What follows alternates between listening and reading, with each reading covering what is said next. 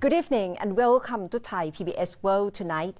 COVID-19 pandemic has affected many countries in European countries, especially Italy, Spain and France, while Germany has started to ease restriction. But in terms of fighting COVID-19 altogether, we see EU countries have virtual meetings to try to raise funds to curb with coronavirus. In the Thai PBS World Tonight, Khun Thep Chai Yong and me talk to German ambassador to Thailand on this initiative. Mr. Ambassador, I'm sure there is this issue that you certainly would want to talk about, and that is the global leadership displayed by the European Union. I'm talking about the pledging conference initiated by EU a few days ago that managed to raise billions of euros to help fund research on COVID-19 vaccines and therapies.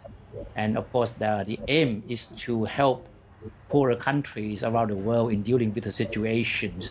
Now the money has been raised, right? And of course, Germany has played a very important role in this initiative. So what is the next step? We were one of the co-hosts of this conference, of this pledging conference. Germany offered 525 million euros. But I think what's more important than the financial contribution is it's a different concept of dealing with the situation. You see, we have countries and companies racing to be the first to develop a vaccine. And the concept of this was different, was saying like, why don't we pool resources? Why don't we work together? We can cut corners. We don't need to do things twice or three times.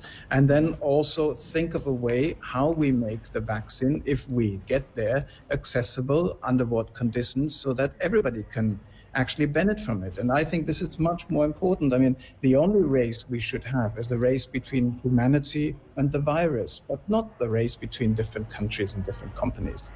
Ambassador, when do you think vaccine can be materialized among EU countries, because this pledging for funding support is to try to develop vaccine as well? Well, the experts have different opinions, and I think we're already as fast as we can be. So we hear predictions from anything ranging from 1 year to faster. Let's see. But I think also speed is one thing, but security is also important, because we need not, for the sake of speed, endanger the lives of people in addition. So we will have to probably live for quite some time with something that people call the new normal. Now, going back to the pledging conference, Mr. Ambassador, I would like to refer to an excerpt from the speech by Chancellor Angela Merkel, who said that the conference sends a signal of hope in such difficult times for many countries, and show us that the pandemic is a global challenge, and consequently we can only defeat it globally. A very powerful message indeed. So how do you think this message should be seen across the globe? Well, if we start from the crisis, I think many countries, and the reaction was like, as if our foreign minister once used the metaphor of when you're in an accident in an airplane, you take on your first mask to make sure that you have oxygen, and then you can go and help others. So we had the same problem. We had to come up first with restrictions, and then we have to also think about it, that how do we deal with neighbors? And Europe is so intertwined. If I look at it, the border regions between France and Germany and the Netherlands and other countries. So we need to find a good compromise between health and economics. And health and economics, there is no clash between, because one cannot exist without the other. Many people say, oh, we need to now prioritize health, or we need to prioritize economics. But if we're all healthy, but all out of job, it doesn't help. And if we all have super jobs, but nobody's healthy, also it doesn't work. So it's balancing the two. And we are now, you talked about the easing of restrictions, we're now in the process that we say, yes, we managed to flatten the curve, because people are quite disciplined. They're learning to have distance one from each other. I like the word physical distance better than social distance, because we should be socially very close, but physically we should be apart. And people are learning that, and the more people are learning that and take care of it, the more we can go back to also what is like a more normal life again. Yeah, this initiative is certainly a silver lining in the dark clouds above us, and certainly I hope that other associations across the world, like ASEAN, would follow in the footstep and get the regional cooperation to kick off, and then probably do similar things, so that there would be a sort of a regional and of course a global efforts in dealing with the situation. It is quite obvious, because you cannot treat your country as an island. Like if you say, oh, wonderful, we have now 0 cases, but if all your neighboring countries are still having cases, it's not going to help. So our chancellor was very clear from the beginning. She said, 0 is impossible. We have to live with the fact that at one point 60% of the people will get infected, which was a very tough message very early on in the crisis. And she said, we have to flatten the curve. We have to live with it, how we manage it.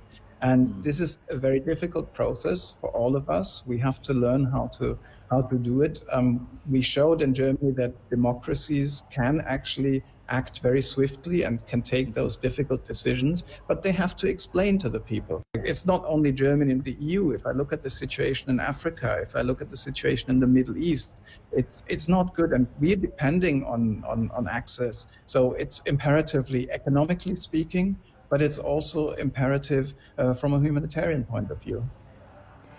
Ambassador, but talking about impact among EU countries, this time is quite being hard hit by COVID-19. What's the spirit among EU members right now in coping with COVID-19 situation, especially in dealing with economic impact? We are forecasting a contraction of GDP of 6%. So can you imagine that? That's a lot. So that's why the German government focuses a lot on keeping people in employment, keeping money in people's pockets. And we have a scheme for that. It's called short-term work.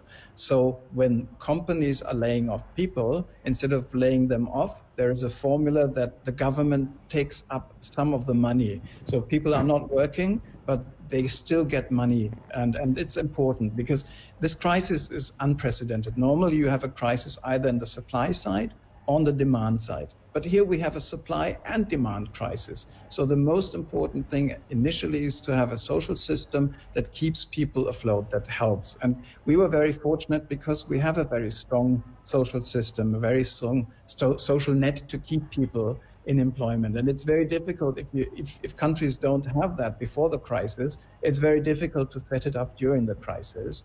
So that keeps us in a way a bit stronger. But it's also about helping the companies. And there we come very quickly to the European aspect. It's no good if there's a recovery only in Germany. I think you talk also about the spirit, and there were a lot of people who were disappointed. They say the help came too slow and Europe took too long to act. But I think this is, if you go back to the beginning of the crisis, like you're first in panic and you use your own mask, and that's what people are demanding. But I'm very proud that, for instance, in Germany, we took over 200 patients from other countries. We took them from Italy, we took them from France, we took them from the Netherlands, and 200 doesn't sound a lot, but if your hospital is about to break down and you as a doctor have to decide whom you give treatment and whom not, you're happy for every patient that is taken up in another country.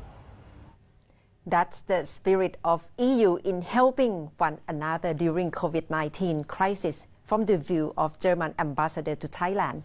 And that's all from Thai PBS World Tonight.